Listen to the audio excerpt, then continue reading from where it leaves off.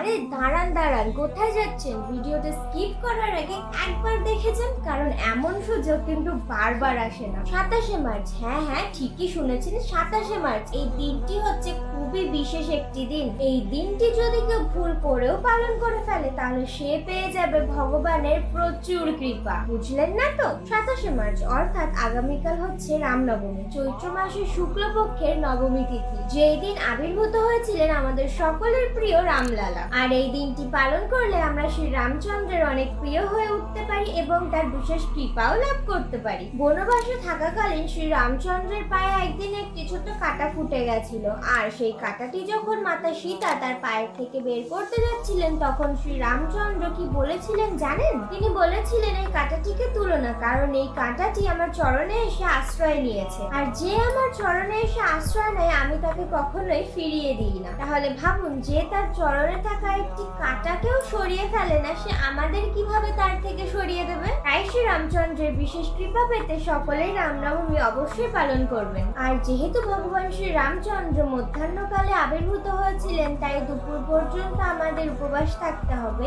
এবং ভগবান রামচন্দ্রের উদ্দেশ্যে একটি মন্ত্র জপ করবেন, রাম রাঘব রাম রাঘব রাম রাঘব রাক্ষমাম কৃষ্ণ কেশব কৃষ্ণ কেশব কৃষ্ণ কেশব পাহিমাম। আজকের এই ইনফরমেশনটি ভালো লেগে থাকলে অবশ্যই লাইক কমেন্ট শেয়ার করতে ভুলবেন না। ভিডিওটি যদি ইউটিউব থেকে দেখে থাকেন তাহলে অবশ্যই চ্যানেলটিকে সাবস্ক্রাইব করে দেবেন এবং ইনস্টাগ্রাম ও ফেসবুক থেকে দেখলে পেজটিকে ফলো করে দেবেন। হরে কৃষ্ণা, জয় শ্রীরাম।